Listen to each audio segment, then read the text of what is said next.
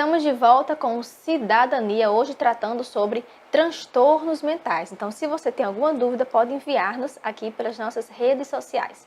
Nós estamos aqui com Jéssica Rodrigues, que é psicóloga, especialista em psicologia clínica e saúde da família. Então, nós estávamos falando, né, Jéssica, no bloco anterior, um pouco sobre a psicologia, sobre a função do psicólogo, a diferença entre o psicólogo e o psiquiatra. E agora eu queria adentrar mais na questão específica dos transtornos. Nós vemos que cada vez mais é recorrente os casos de depressão e crises de ansiedade, né?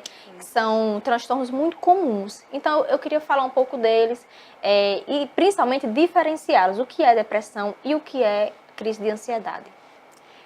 Então, primeiro que são realmente os transtornos mais recorrentes, né, e que têm tido uma incidência maior, realmente, e os estudos apontam que são os dois transtornos que tenderão a aumentar nos próximos anos. Às vezes há uma confusão entre os dois, até porque é muito comum quadros depressivos aparecerem associados a quadros de ansiedade, ou seja, aparecer as duas coisas juntos, os dois transtornos juntos, certo? E aí acaba tendo um pouco dessa confusão. Mas um pouco, né? Tanto a depressão quanto a ansiedade, né? Para poder assim ser caracterizada, é preciso que tenha uma intensidade dos sintomas, ou seja, os sintomas apareçam de formas intensas e duradouras, ou seja, os sintomas não podem aparecer e aí com o tempo amenizarem. Não é que isso não seja um sofrimento, mas não vai ser um transtorno, né? Então, algumas pessoas apontam ter o transtorno, mas na verdade elas estão passando por um momento depressivo, ou um momento triste, ou um momento ansioso, e não necessariamente por um transtorno, né?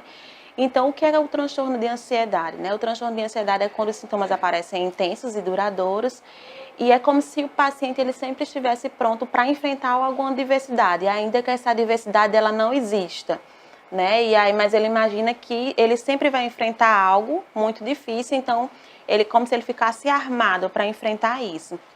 E aí vai aparecer sintomas como uma hiperatividade, né? Então, uma atividade muito acelerada, batimentos cardíacos acelerados. É como se ele achasse que algo ruim vai acontecer, então é um medo com relação a esse futuro que ainda vai chegar, né? E aí ele vai ter uma hiperventilação. Alguns pacientes tendem a passar mal, né? Sintomas como se estivessem realmente passando mal.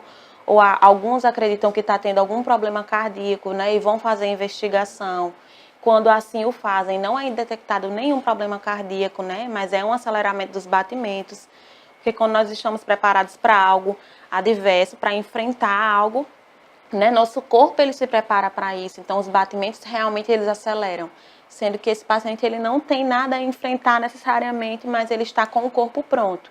E aí o corpo uma hora vai ficar exausto de tanto se preparar para enfrentar algo que não vem geralmente, né? Às vezes até vem, mas se nosso corpo ele está sempre no limite, né? Sempre nesse movimento, uma hora ele cansa, né? Tanto nós cansamos tanto corporalmente quanto mentalmente, né? E acaba o paciente chegando a uma exaustão, né? Que é quando os sintomas eles ficam muito intensos.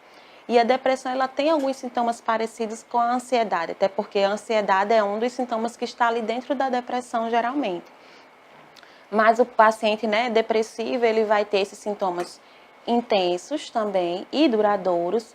Geralmente, se tem um humor depressivo ou um humor para baixo, né, que perdura, não é um humor que vem hoje e amanhã ele desaparece, mas que ele vai perdurando e o paciente não vai conseguindo se livrar disso, né? Geralmente o paciente começa a apresentar problema de sono, de alimentação, ou seja, ou dorme demais, os horários de dormir começam a ser alterados, né? Ficam pacientes extremamente melancólicos, para baixo, negativos, né? Que fazem uma autoavaliação muito negativa, assim como a avaliação do ambiente e da situação realmente também bastante negativa, que não acreditam, né, que vai sair daquela situação. Os pacientes geralmente relatam que é como se tivessem uma força, né, os puxando para baixo, que não permitisse que eles fizessem as coisas que eles são costumeiramente fazem.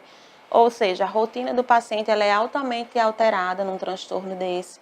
Então, geralmente, a pessoa vai ter dificuldade de trabalhar, de estudar, de fazer as atividades que ela tinha Coisas antes. simples do dia a dia, ela não Isso. consegue mais fazer como antes. Porque o humor está deprimido e a energia dessa pessoa ela também está deprimida e está diminuída. Então, a pessoa se sente sem energia, né? Sem força, sem positividade, né? Sem essa crença que as coisas vão dar certo.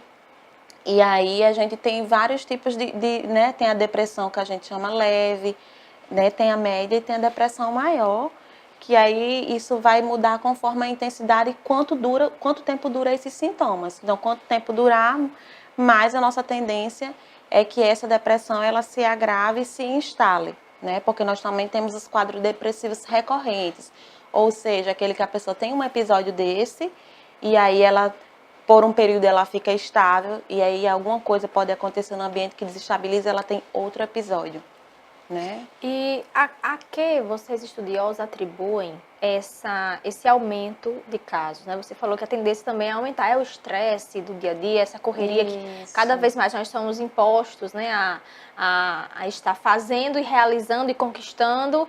E uma coisa que me preocupa também é essa realidade virtual, né?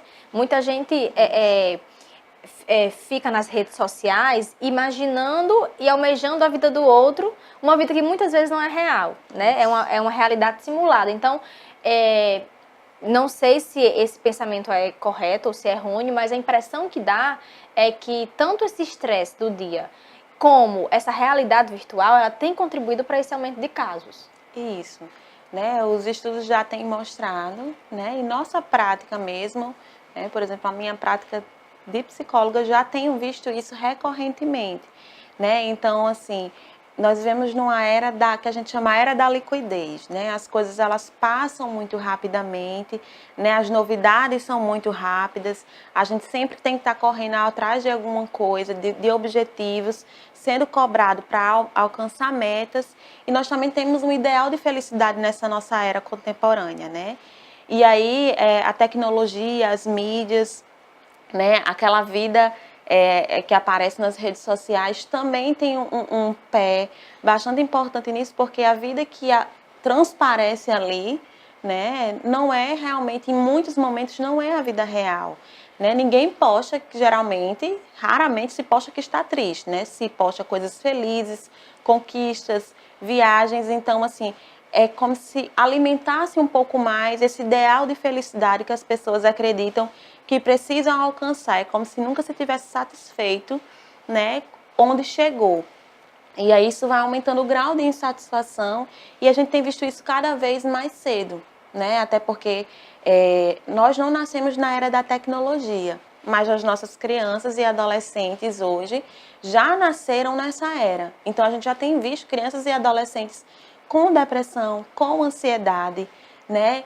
Crianças e adolescentes altamente insatisfeitos com a vida que têm, com o corpo que têm, porque querem alcançar aquilo que aparece na mídia, aquilo que é ali visto, né, que é compartilhado, e aí acaba querendo alcançar isso que muitas vezes é inalcançável, que não condiz com a realidade que a criança ou adolescente convive, né? A mídia e a tecnologia ela nos possibilita N coisas, né? Nos fez avançar. Mas o mau uso disso, né, principalmente pelas crianças e adolescentes, esse excesso. E o uso indiscriminado, né? Justamente esse excesso. Uso em excesso, uso em idades, né, que não condiz, né? A Sociedade de Pediatria já lançou um estudo recente sobre isso, de como isso tem prejudicado, inclusive, o desenvolvimento das crianças. As crianças não sabem mais brincar, muitas, né? Como se interagir com o outro, porque está sempre interagindo com o celular, com a tecnologia. E isso tem, sim, auxiliado no aparecimento de alguns tipos de transtornos. E, particularmente, uma coisa que me preocupa, até como mãe, como se não bastasse toda essa adultização, não sei nem se existe essa palavra, adultização da criança, né? Se esquecem a infantilidade muitas vezes.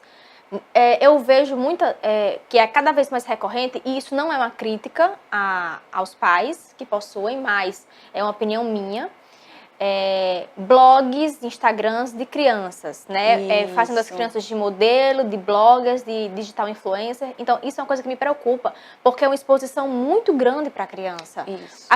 Nós, pais e mães responsáveis, tutores, família, nós somos responsáveis pela criança. Nós estamos decidindo pela criança. Se a gente quiser dar banho, dar de comida, levar para a escola, a gente vai fazer e a criança vai ter. Se a gente não quiser fazer nada, a criança não vai ter, porque ela não... Claro, até uma certa idade, ela não tem condição de responder por ela, nós respondemos. Então, a criança não escolheu aquilo, né? Os responsáveis que estão impondo aquela realidade. Então, isso é uma coisa que me preocupa, porque a criança já está crescendo exposta e é como se ela estivesse sendo ali obrigada e tivesse que estar dando uma resposta à sociedade, né? Isso é realmente preocupante. Isso. É uma coisa que eu sempre comento, né? Então, assim, muito cuidado com que idade você vai permitir que seu filho tenha acesso a essas tecnologias. A partir do momento que você permite isso, então permita partindo da sua condição de monitorar isso, né? Porque não tem sido poucos casos, apesar de não ser muito divulgado, mas já tenho acompanhado, sim, né, recentemente, alguns casos de crianças que, por essa exposição inapropriada, excessiva, precoce e não bem monitorada, até porque as crianças elas sabem mexer nessas tecnologias bem melhor do que a maioria dos adultos. Então, elas sabem excluir, né, as redes sociais, elas sabem excluir histórico de pesquisa. E aí já atendi algumas crianças que foram vítimas, né, daquela gente que chama de pedofilia pela internet. E um fato tão grave quanto a pedofilia é a questão do suicídio entre crianças e jovens, né? Que, infelizmente, é cada vez mais frequente, como você falou, elas estão cada vez mais sendo autocobradas, né?